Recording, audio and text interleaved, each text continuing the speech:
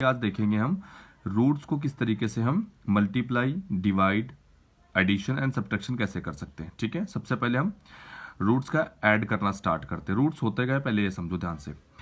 जैसे मैं एक नॉर्मल नंबर लेता हूं, नॉर्मल नंबर मैंने ले लिया 2। ठीक है, अब 2 लेंगे तो ये तो नॉर्मल 2 है, लेकिन अगर मैं इसको रूट में लिखूंगा तो रूट में हम लिख सकते हैं इस वाले 2 को 2 इंटू 2 लिखना पड़ेगा। इट मीन रूट के अंदर कोई भी चीज जब 2 बार होती है तो एक बार हम उसको क्या करते हैं, रूट के बाहर कर लेते हैं। इतना समझ में आ गया। अब रूट्स का जो अगर हम ऐड करेंगे तो किस तरीके से क्या ऐड करेंगे, देखो ध्यान से। जैसे √2 प्लस 3√2। अब हमें करना क्या है, ये एक √2 है और ये 3 √2 है। ठीक है, 1 एंड ये 3, तो दोनों को जोड़ेंगे, आंसर आएगा 4√2। इसमें देखने वाली चीज क्या है कि आपको अंडर रूट वाली वैल्यू को देखना है। अगर ये सेम है तो हम प्लस करेंगे, अगर सेम नहीं है तो प्लस नहीं करेंगे। एग्जांपल दूसरा लेते हैं, √2 प्लस 3√3। अब इनको प्लस नहीं करेंगे, ऐड नहीं होंगे, ये रूट ऐड नहीं होंगे। इसका आंसर सेम यही रहेगा, √2 प्लस 3√3। ठीक है, एक और देखते हैं। अगर ऐड करना है 2√2 प्लस का 4√3। अब इसमें क्या हम इसको ऐड कर सकते हैं, तो मैंने आपको बताया कि √3 है और ये √2 है, सेम और अगर सेम अंडर रूट में है तो ऐड करेंगे, नहीं ऐड कर सकते। लेकिन इसमें क्या होगा, ये 4 है और ये 2 है, तो हम इसमें कॉमन कर सकते हैं 2 को। जैसे मैं 2 कॉमन करूंगा तो यहां से ये 2 कॉमन हो गया, तो ये √2 बचेगा। यहां पे ये जो 4 है, 4 के जो फैक्टर होते हैं वो 2√2 होते हैं, तो यहां पे बचेगा प्लस का 2 और √3।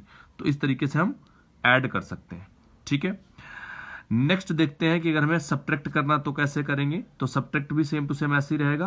अंडर रूट मैं यहां लिख लेता हूं 3√2 माइनस 2√2। देखो √2 और √2 दोनों ही सेम टू सेम है, तो मैं क्या करूंगा, 3 में से 2 को मैं माइनस करूंगा तो आएगा ओनली √2। ठीक है, एक और देखते हैं, 3√3 माइनस का 2√2। अब देखो ध्यान से, यहां √2 है और यहां √3 है, रूट में वैल्यू अलग है, डिफरेंट है, इसलिए इसको हम सब्ट्रैक्ट नहीं कर सकते, माइनस नहीं कर सकते। तो इसका आंसर भी यही रहेगा, 3√3 माइनस का 2√2। ठीक है, नेक्स्ट देखते हैं, अगर मुझे मल्टीप्लाई कराना पड़े रूट्स का तो किस तरीके से हम कराएंगे। ठीक है, ये एडिशन समझ में आ गया, इससे थोड़े और भी बड़े होते हैं, लेकिन नॉर्मल अगर इतना समझ में आ गया तो वो भी किए जा सकते हैं इजिली। ठीक है, नेक्स्ट देखो, अगर हम मल्टीप्लीकेशन की बात करें कि रूट्स का मल्टीप्लीकेशन कैसे होता है। ठीक है, तो पहले एक चीज मल्टीप्लीकेशन करने से पहले एक चीज समझ लेते हैं। कोई भी चीज अगर अंडर रूट में ऐसे 2 बार सेम लिखी है मल्टीप्लाई में, ठीक है, तो सेम अगर 2 बार लिखी है तो वो रूट के बाहर एक बार इस तरीके से लिखी जा सकती है।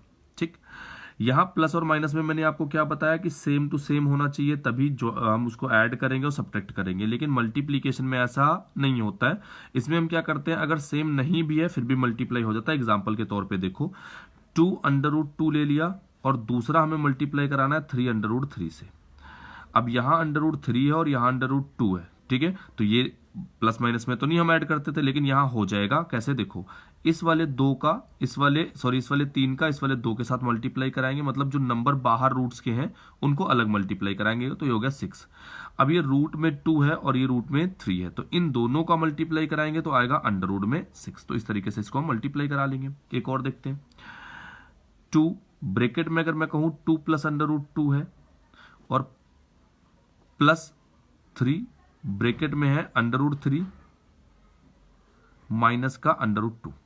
ठीक है, अब देखो ध्यान से, यहां पे साइन नहीं है मल्टीप्लाई, यहां शो नहीं कर रहा, बट यहां पे साइन मल्टीप्लाई का होता है। यहां पे अंडर रूट लगा लेते, थोड़ा और आसान हो जाएगा, √3 कर लेते। ठीक है, तो इसको जब मैं मल्टीप्लाई कराऊंगा तो आएगा 2 2 4 प्लस 2 और ये √2 है, तो ये 2 तो बाहर रहेगा, लेकिन ये √2 के अंदर √2 ही रहेगा प्लस। इधर देखो ध्यान से, √3 का √3 से मल्टीप्लाई, तो देखो ध्यान से, जैसे 2 और 2 का मल्टीप्लाई 2 होता है, ऐसे √3 और √3 का मल्टीप्लाई ओनली 3 होगा। फिर 3 का और 2 से मल्टीप्लाई, अभी मैंने आपको बताया √2 और √3 का मल्टीप्लाई क्या होता है, 6 होता है, तो यहां आएगा माइनस का √ में 6। अब ये जो न्यूमेरिकल वैल्यू है, इन दोनों को हम अलग जो है रूट के, इनको हम जोड़ लेंगे, तो आंसर आएगा 7 प्लस 2 √2 माइनस का √6। चाहे तो इसमें से हम कॉमन भी √2 को ले सकते हैं, फिलहाल इतना ही समझ लो, यही हमारा आंसर हो जाएगा। ठीक है, नेक्स्ट देखते हैं, अगर हमें डिवाइड करना है तो किस तरीके से √ का हम डिवाइड करेंगे। ठीक है, देखो ध्यान से, अगर यहां पे लिखा हुआ है 2√2 डिवाइडेड बाई 3√2, तो इसको डिवाइड कैसे करेंगे, 2√2 डिवाइडेड बाई 3√2। ये √2 ये √2 कैंसिल हो जाएगा, आंसर आएगा 2 डिवाइडेड बाई 3। ठीक है, 2 डिवाइडेड बाई 3 √√, तो ये नीचे